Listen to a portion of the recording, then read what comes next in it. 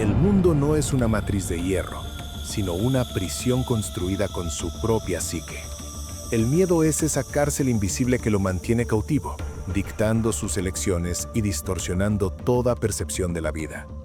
La sociedad le ha enseñado a adorar la seguridad y el confort. Para hacerlo, le roba su capacidad de amar, de actuar y de alcanzar la vida abundante. Usted no está aquí para ser un prisionero de sus pensamientos ansiosos. Está aquí para construir, para trascender. Este video es el mapa para demoler esa cerca, porque si no se enfrenta a sus miedos, jamás podrá reclamar la única cosa que es suya, su vida. El miedo es el lastre que mantiene cautiva a la humanidad. No es una sustancia sólida. Es la fantasía y expectativa aparentemente real. Es una construcción de su propia mente y emociones, levantada en el teatro de la psique, y rara vez es real o tangible. Si bien el miedo es una respuesta emocional involuntaria que surge ante circunstancias o información, la mayor parte del miedo corrosivo se basa en el futuro, la amenaza del podría condicional. El miedo es el tirano de su imaginación, un ladrón que saquea su esperanza, erosiona su fe y le roba la libertad y el gozo. Su mente es el campo de batalla. Si usted cree en la clave del miedo o de las creencias limitantes, eso es lo que manifestará. Los pensamientos crean estados de conciencia, y estos a su vez forjan la realidad. Ya lo sentenció el industrial Henry Ford. Si piensas que puedes o que no puedes, estás en lo cierto.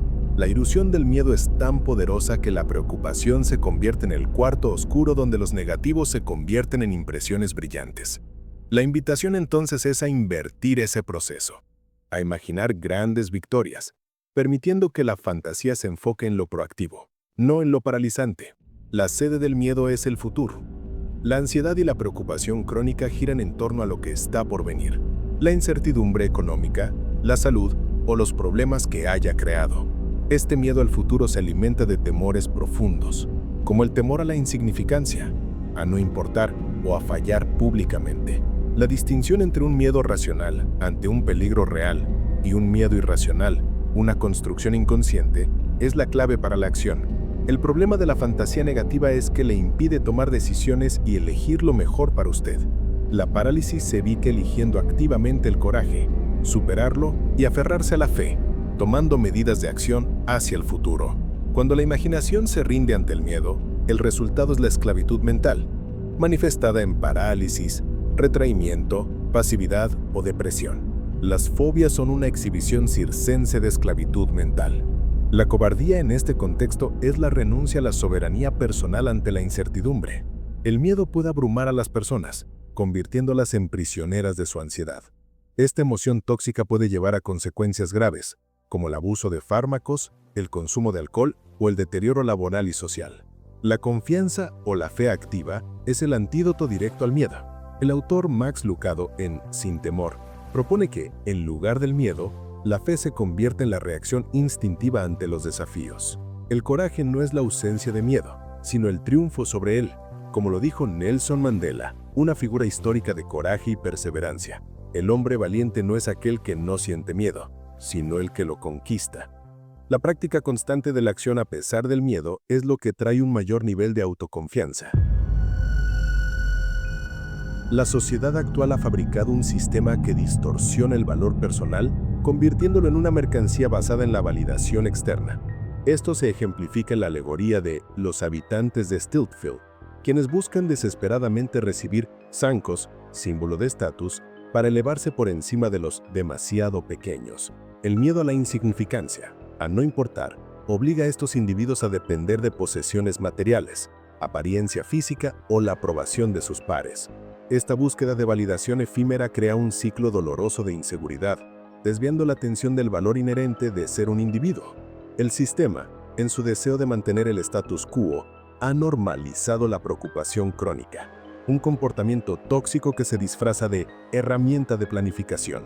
Ante la incertidumbre, una pandemia mundial, la economía o la salud, muchos caen en el círculo vicioso de la rumiación. Utilizan la preocupación para tratar de predecir el futuro o evitar sorpresas desagradables. La preocupación crónica no da más control sobre eventos incontrolables. Simplemente roba el poder de disfrutar el presente, agota la energía y alimenta la ansiedad. Este es el futuro del sistema. Una ciudadanía exhausta y atemorizada es una ciudadanía maleable. Esta ansiedad no gestionada puede llevar a problemas más serios como trastornos de ansiedad, depresión o abuso de alcohol o fármacos. En la vida moderna, evitamos la fuente de nuestro miedo, la evitación, porque proporciona un alivio inmediato a corto plazo como escapar de una situación que nos asusta.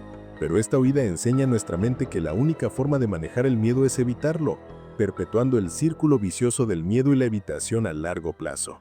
El miedo se convierte en la sombra de una duda. Trascender el miedo requiere pasar del dicho al hecho. No es una victoria de la mente intelectual, sino un proceso activo de confrontación y resignificación. El objetivo no es vencer el miedo, sino atravesarlo. Atravesar define un proceso virtuoso. Tomar conciencia, dar pasos pequeños y firmes, permitir sentir el miedo profundamente y transformar ese aprendizaje. El ejercicio de exposición y habituación. Este es el núcleo práctico para romper el círculo vicioso de la evitación. Consiste en la exposición gradual y sostenida a la fuente del miedo de una manera manejable. La clave es permanecer en la situación temida. Si usted no evita la situación, su nivel de miedo disminuirá naturalmente con el tiempo. Un proceso llamado habituación.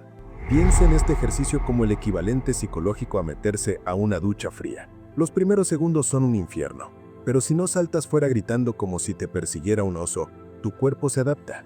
La habituación funciona igual. Si no huyes, el miedo se aburre. Con el tiempo tu mente deja de reaccionar con pánico y aprende a distinguir entre peligro real y teatro mental, alineando creencias y actitud. Usted debe tomar medidas sobre los aspectos del problema que sí puede controlar, enfocándose en la resolución activa de problemas en lugar de la rumiación ineficaz. Una herramienta para este autoconocimiento es la lista del miedo. En un lado, anote todos sus miedos y creencias limitantes. En el lado opuesto, escriba la emoción contraria, positiva, proactiva. Esto le permite tomar conciencia de lo que le limita y qué cualidades ya posee para avanzar.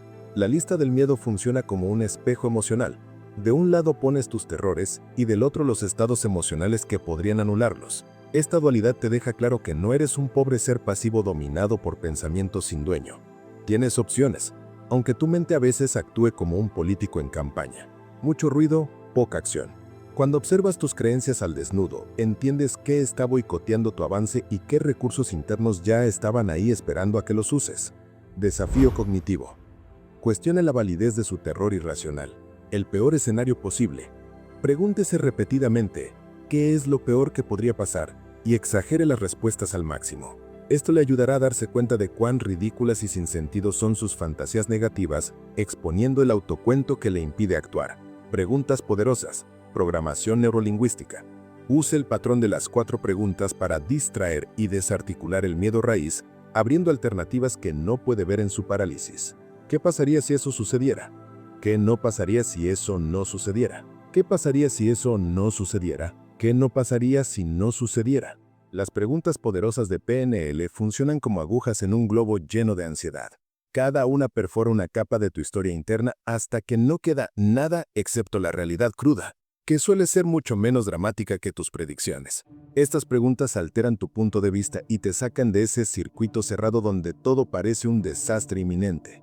Son un patrón estratégico para romper la parálisis y abrir caminos que tu mente, en modo pánico, ni siquiera registraba. Técnicas de autorregulación.